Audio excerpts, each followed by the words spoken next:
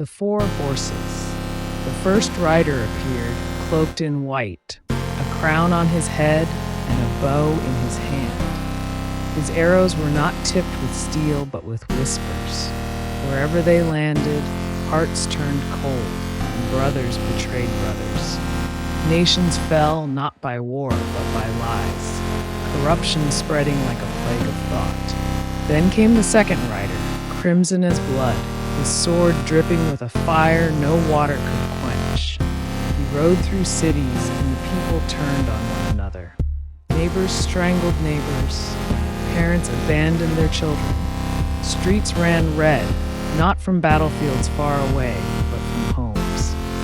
He laughed as peace vanished from the earth. The third rider followed, draped in black, balancing scales in his skeletal hands. With each step, the ground cracked and crops withered. Markets stood full, yet no one could afford a crust of bread. Gold turned to dust in greedy hands, and mothers traded their children for a handful of grain. His presence was hunger made flesh, and all who looked into his hollow eyes felt the ache of an empty stomach that would never be filled. Then, the sky darkened further, and the fourth rider emerged, pale as death itself. His steed carried the stench of decay.